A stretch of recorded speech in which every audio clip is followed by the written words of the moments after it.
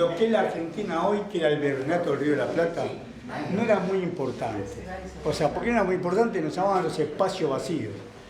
Oro y plata tenían el Alto Perú, tenía Perú, no nosotros, México, pero no nosotros. Sí se utilizaba el norte nuestro para alimentar y criar ganado para las mulas, sobre todo, y el burro, para sacar las minas sacar el cobre o el oro o la plata de las minas de Potosí, por ejemplo. Pero no nosotros no éramos importantes desde el punto de vista económico, pero sí éramos una entrada a América, que era el Río de la Plata. Y los ingleses tenían avidez por esta zona, pese a que no había todavía nada. En 1805 se hace la batalla de Trafalgar. En esa batalla de Trafalgar, una alianza encabezada por Inglaterra vence a la unión de la Armada Española con la Armada Francesa. En 1805 lo vencen, entonces dueña de los mares, ya usaban piratas de todo tipo, dueña de los mares, deciden desembarcar en lo que es el Virreinato del Río de la Plata. Y entran por Quilmes. Entran William Beresford, después vamos a volver a hablar de él, estamos hablando de 1806, después vamos a volver a hablar de él en 1820. William Beresford encabeza una tropa inglesa y desembarca sin ningún inconveniente. El rey Sobremonte, como todos sabemos, huyó con el tesoro, después lo fueron a buscar, pero por el tesoro.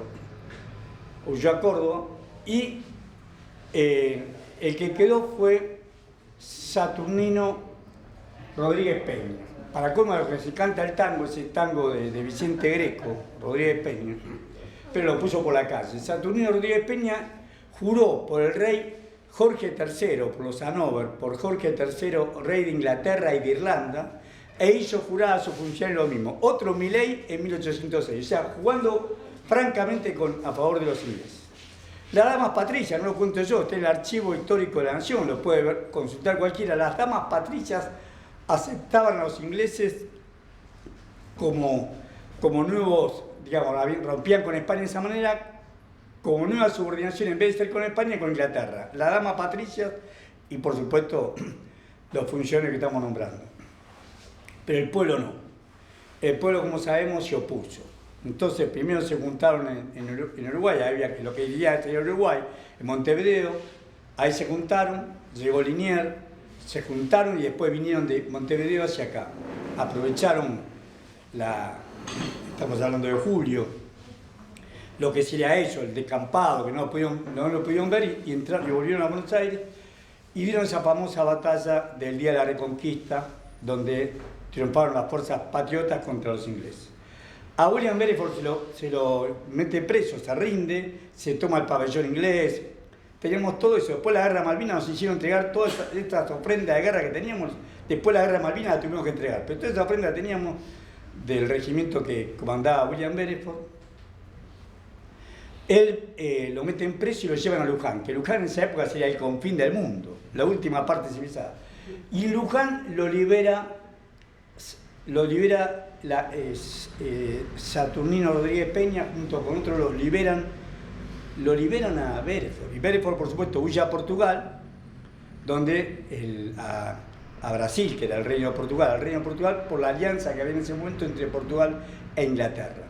Va a quedar ahí a servicio de Portugal. Acá también había una segunda invasión, y esa segunda invasión ya directamente resistida por todo el pueblo. Era más de 5.000, que era un ejército importante, más de 5.000 soldados, y sin embargo el pueblo, como todos sabemos, con agua y aceite hirviendo, le dio de baja a 2.500 soldados. El pueblo logró derrotar al ejército más importante del mundo, que era el ejército inglés, logró derrotarlo el pueblo de la ciudad de Buenos Aires. Esta gesta heroica y patriótica nos dio cierto vuelo de independencia. Ya no teníamos necesidad de decir, España no trajo nada. España nos dejaba caer sin importarle nada. O sea, era claro que no teníamos ningún tipo de posibilidad que España nos dé algún tipo de defensa. España está bastante comprometido con la situación con Napoleón. Recuerden que después rompen esa alianza. Y ahí empieza a ser la parte nuestra de cómo comenzamos a hacer Virreinato del Río de la Plata, nos transformamos en Provincias Unidas del Río de la Plata. Cómo nos independizamos de España. O sea, no de Inglaterra, pero sí nos independizamos de España. De Inglaterra no, porque vamos a seguir sujetas a ellos comercialmente, como seguimos hasta la Segunda Guerra Mundial. Dependiendo de Inglaterra, era siempre nuestro principal comprador, era el que nos vendía las máquinas, no sé qué, pues lo vamos a ver. Sería la primera, por la fecha. Por la fecha la primera, no, es Revolución de Mayo. Por la fecha, lo pusiste por Revolución de Mayo 1920. Ahí está, esa es, Cristóbal.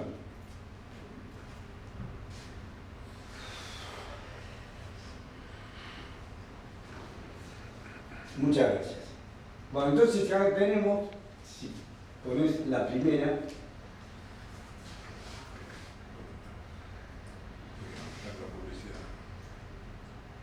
eso, muchas gracias. Ahí está. O sea, esa alianza que había tenido, obviamente, Napoleón por interés con España para luchar contra Inglaterra, vencido a la Armada, España era importante por la Armada, ¿se acuerdan que antes había tenido la famosa Armada Invencible? Entonces, vencido eso, Napoleón lo único que hizo fue crear una fricción entre padre e hijo, entre Carlos y Fernando, lo mete preso a Fernando, lo derroca a Carlos, hace el juramento de Bayona y lo pone a su hermano José a cargo del Reino de España. Acá, por supuesto, la noticia, no había internet, la noticia llega mucho más tarde, pero cuando llegan quedaba claro que ya no había rey. El virrey no tenía ninguna razón de ser. Y esta fue la exigencia de los patriotas nuestros ante el virrey Cisneros para decirle que él no representaba a nadie porque el rey había abdicado, los dos, el padre y el hijo habían abdicado a favor de José, del hermano de José Bonaparte, el hermano de Napoleón, y no había más rey. Por supuesto, el virrey se quejó, dijo que él seguía cumpliendo las órdenes de Valladolid, que iba a esperar que... Eso fue el 22 de mayo, el 25 de mayo se hace una nueva junta de gobierno y Cisneros cesa en funciones. En esa nueva junta de gobierno, por un lado no eran muchos, o sea, lo que vemos acá, que eran, si pasar por favor otra, 300 a 400 jóvenes de acá de la ciudad de Buenos Aires, del puerto de Buenos Aires, no era más que eso, eran espacios vacíos, o sea, había población pero dispersa, se dedicaban a la cría de ganado, a cultivar lo que podían. Y la mayoría de ellos eran comerciantes, o sea, no soy marxista, pero un análisis marxista diría que serían pequeños burgueses, o realmente pequeños comerciantes, pequeños talleres. No era un sector muy significativo de la población y el resto de la población estaba dispersa en la pampa húmeda. Por ahí ni se enteraban que había pasado esto. El resto del país menos. Por eso que ellos después van a tener que mandar comitivas para hacer entender que había pasado esto. Te pido por favor la otra. Bueno, acá comienza la fricción. ¿Por qué? Porque obviamente los cerebros de la Revolución de Mayo obviamente fueron Mariano Moreno y Manuel Belgrano. Los dos tenían claro que querían hacer de acá una nación independiente. O sea, los dos, no hacía el resto, pero los dos factotum de la Revolución de Mayo querían un país independiente. Y por un lado querían, por ejemplo, el liberalismo, si vos lo escuchás a Samuel Eva, decía que era libregamista. No era libregamista. Ellos querían la libertad de comerciar con cualquier país del mundo. No querían comerciar solamente con la metrópoli que era España. O sea, la idea de libertad de comercio de Moreno como de Belgrano era independizarse de España y de cualquier otra colonia y comerciar con cualquier país del mundo. No tener que venderle, como estaba antes con los virreyes, tener que venderle sí o sí a España que te compraba por la mitad y comprarle a España que te valía por el doble. Por supuesto, había mucho contrabando, todos vivían del contrabando, había mercaderías inglesas, mercaderías francesas, todos vivían de Brasil, todos vivían del contrabando, pero formalmente el comercio dependía de España. Bueno, acá lo que querían ellos, cuando hablan de la libertad de comercio, no es el libre cambismo, es independizarnos, podíamos comercializar con cualquier otra nación.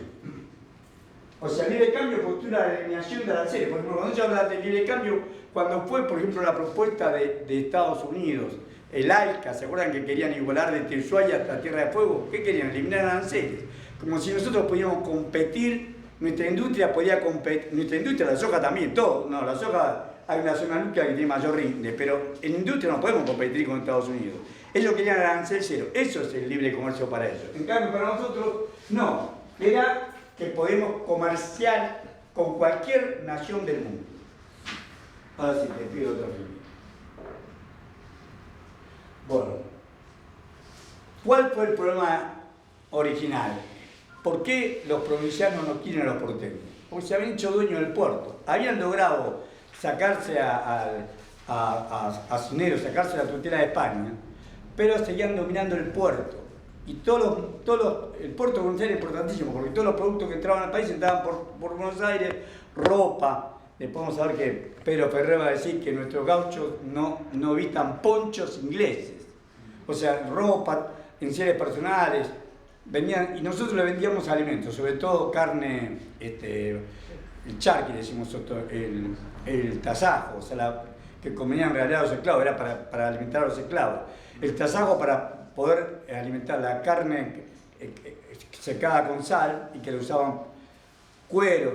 Nosotros vendíamos los nuestros, cebo para vela, vendíamos los nuestros y compramos todos los productos. Y el interior existía. El interior tenía algún grado de industria. ¿Quién hacía los carruajes? ¿Quién hacía las embarcaciones? Las hacían en el interior. Y acá veían claramente que con este comercio desigual, Buenos Aires se apropiaba del puerto de Buenos Aires, vendía los productos de la pampa húmeda por Buenos Aires, o todos los demás productos, porque si vos producías yerba, tenías que traerlo a Buenos Aires, todo terminaba en Buenos Aires, y encima Buenos Aires compraba lo que quería compitiendo deslealmente, por ejemplo, con los telares rústicos de Catamarca, para decir una barbaridad. O sea que estamos viendo claramente que, si bien es cierto, nos habíamos independizado de España, era el primer gobierno patrio, tenía su fuerte límite. Y su fuerte límite que la libertad llegaba y la independencia llegaba a Buenos Aires y un poco más de alrededor, pero no al resto del interior. Por supuesto, lo que hoy sería Paraguay, lo que era Uruguay, que ya estaba José Gervasio Artigas, se opusieron a que Buenos Aires sea reemplazar al Virreinato de España cuando Buenos Aires se queda con el manejo del puerto. Ahora sí, claro. Mariano Moreno obviamente no digo nada nuevo a ustedes, que fue un hombre muy inteligente, un patriota con toda la dimensión de la palabra que tenía. Y tenía claro que había que desarrollar un Estado fuerte acá. Hoy diríamos que sería un capitalista de Estado. O sea, quería que sea el Estado el que es más, que las minas no hubiera minas privadas, que todas las minas de oro, todo sea del Estado, de hacer un fuerte Estado, y además que ese fuerte Estado debía apoyar a los comerciantes, a los productores, a todo el resto de los ciudadanos. Esa era la propuesta de Mariano Moreno.